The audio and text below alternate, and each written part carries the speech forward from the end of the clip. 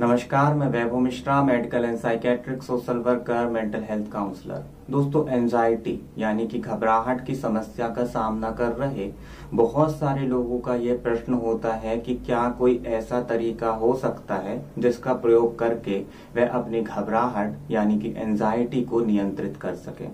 तरीका है दोस्तों डीप ब्रीथिंग यानी कि गहरी सांसें लेकर के छोड़ना।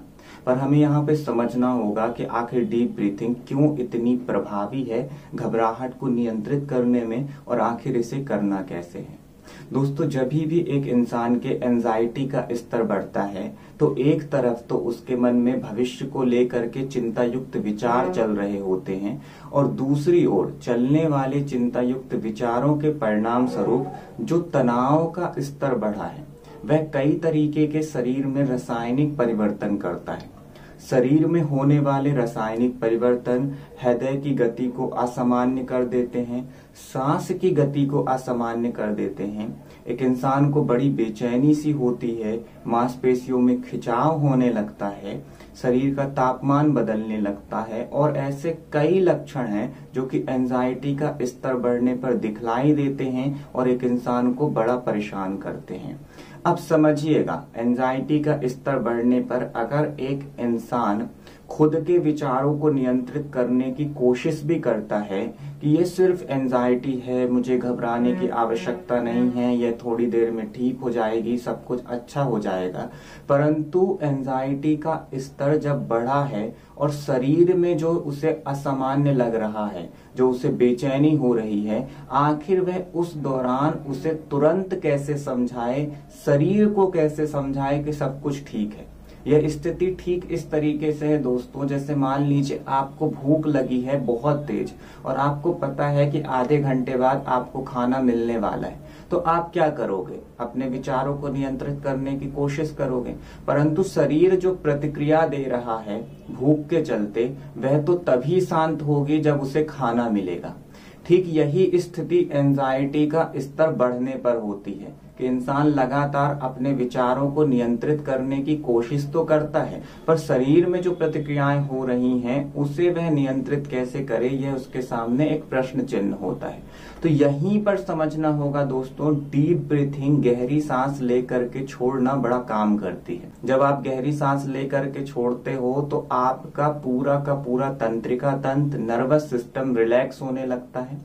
आप अपने शरीर को यह बतला पाते हो कि किसी भी प्रकार का कोई भी खतरा मौजूद नहीं है, तुम्हें शांत हो जाना चाहिए।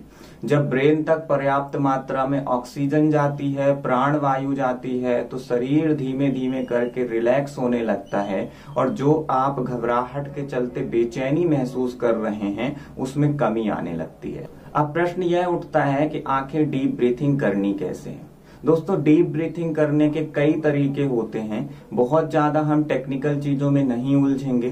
बड़ा ही सिंपल तरीका आपको अपनाना है। बैठ करके या लेट करके आपको गहरी सांसें लेकर के छोड़ना है और आपको अपना ध्यान सांस के ऊपर लगाना है। जब आप गहरी सांस लेंगे तो पहले आपको अपनी सांसों को पेट में भरना है, उसके बाद चेस्ट में भरना है और 1 या 2 सेकेंड होल्ड करके सांस को छोड़ देना है। बस आपको इस बात का ध्यान रखना है कि जब आप गहरी सांस लेंगे और छोड़ेंगे उस दौरान सांस को तेजी से ना तो लेना है और ना तो छोड़ना है, क्योंकि कई लोगों के साथ यह स्थिति बनती है कि जब वे डीप ब्रीथिंग का प्रैक्टिस करते हैं तो बहुत तेजी से सांस लेते हैं और छोड़ते हैं, जिसके चलते होता यह है कि उन्हें चक्कर सा महसूस होने लगता है। कई लोगों की एंजाइटी का स्तर और बढ़ जाता है। तो आपको इस बात का ध्यान रखना है कि जब आप गहरी सांस ले रहे हो, सांस छोड़ रहे हो, तो सांस की गति सामान्य होनी चाहिए। और दूसरी, जैसे मैंने बात कही कि आपको अपना ध्यान सांस पर लगाना है। जब आप यह करेंगे कि आप अपना ध्यान सांस पर लगाएंगे और सांस की गति को सामान्य एवं गहरा करेंगे, तो जैसा मैंने कहा आपका पूरा का पूरा तंत्रिका तंत्र, नर्वस सिस्टम रिलैक्स होने लगेगा। तो एंजाइटी को कम करने के लिए डीप ब्रीथिंग का प्रैक्टिस आप तब भी कर सकते हैं जब आपके घबराहट का स्तर बढ़ रहा है, और साथ ही साथ अपनी दिनचर्या में भी इसे उतार सकते हैं। दिन में 1 बार, 2 बार, 3 बार, जब भी आपको लगता है कि आपके पास समय है, आप डीप ब्रीथिंग का प्रैक्टिस कर सकते हैं। इसकी सबसे अच्छी खास बात यह है दोस्तों कि अगर आप अपने ऑफिस में हैं, कहीं बाहर गए हुए हैं और उस दौरान आपको बड़ी बेचैनी सी लग रही है, तो आप कहीं पर भी बैठ करके गहरी सांस ले सकते हैं और छोड़ सकते हैं। यह एक तरीका निश्चित ही आपकी एंजाइटी के स्तर को नियंत्रित करने में मददगार साबित होगा।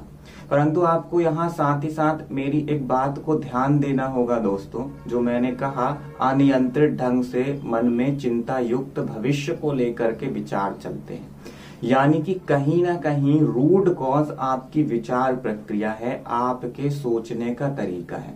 तो आपको यह भी कोशिश करनी है कि आप अपनी विचार प्रक्रिया में बदलाव लाने का प्रयास करें, ज्यादा बेहतर ढंग से परिस्थितियों का आकलन करना सीखें, अपने पास्ट से डिटैच होना सीखें एवं अपने आप को लगातार वर्तमान में रखने की कोशिश करें।